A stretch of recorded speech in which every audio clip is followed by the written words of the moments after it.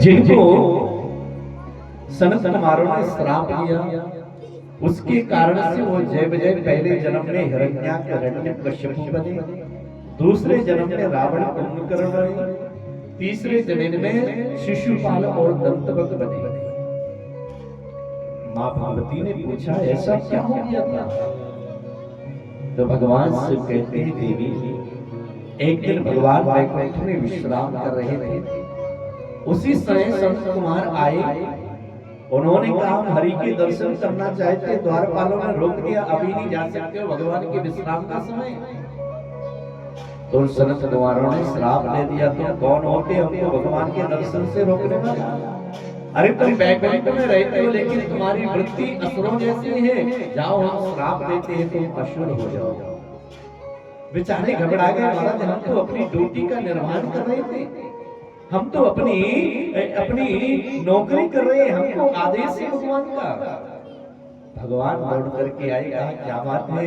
बोले महाराज सनत कुमारों ने श्राप दे दिया। भगवान बोले संत हैं, इनसे हम भी कुछ नहीं कह सकते हैं। कहा भगवान इनसे गलती होगी, इनके मोक्ष का साधन बताइए। सनत कुमारों ने कहा इनको 3 जन्म तक राक्षस बनना पड़ेगा, लेकिन भगवान के हाथों से इनका उद्धार होगा। प्रेम से बोलो जय श्री राम। जय श्री राम। वही जय विजय पहले जन्म में हिरण्यकश्यप बने, दूसरे जन्म में महाराज वही रावण कुंभकर्ण और तीसरे जन्म में शिशुपाल दंतवक्र। और क्या कारण है? एक समय महाराज कश्यप अदिति कहाँ पितु माता दशरथ कौशल्या विख्यात। कश्यप अदिति ने तपस्या की, भगवान प्रसन्न हुए, तो उन्होंने पुत्र के रूप में इनको मांगा। इसलिए भगवान का एक कारण ये भी है, एक जलंधर का भी कारण है, लेकिन इन कारणों को बताते हुए जैसे भगवान शिव ने कहा कि नारद श्राप दीने एक बारा, कलब एक कहीं लगी अवतार। गिरजा चकित भई सुनवानी, नारद विष्णु भगत गुण ज्ञानी। जय श्री भगवान शिव ने कहा कि एक बार नारद जी ने भगवान को श्राप दिया, गिरजा चकित हो गई।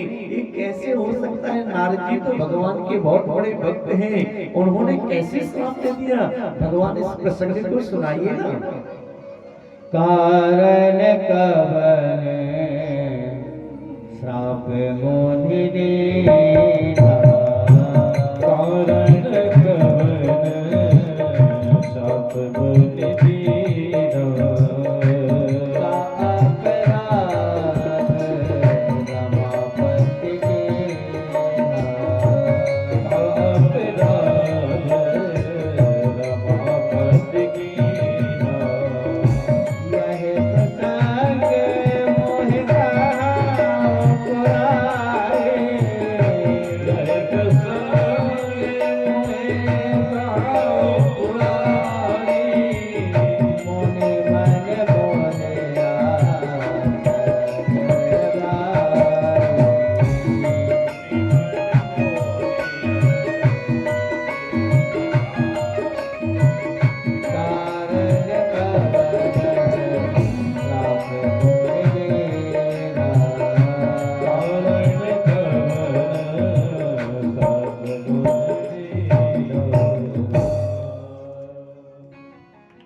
रमापति शिव कहते हैं कि देवी भगवान अहंकार किसी का रहने नहीं देते, और जो अपने भक्त होते हैं ना उनको तो बिल्कुल भी भगवान इस अहंकार के पर्दे में आने नहीं देते।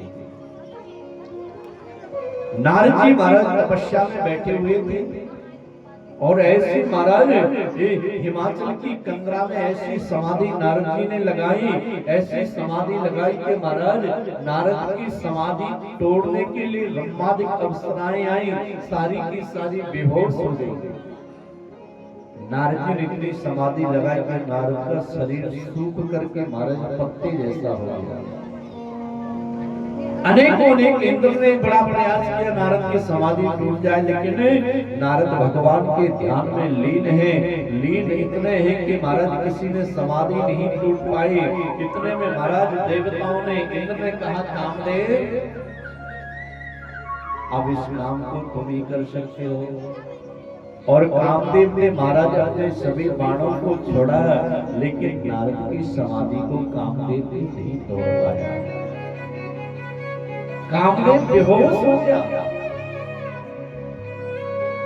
जैसे नारद की समाधि खुली, कहा ये कौन पड़ा है?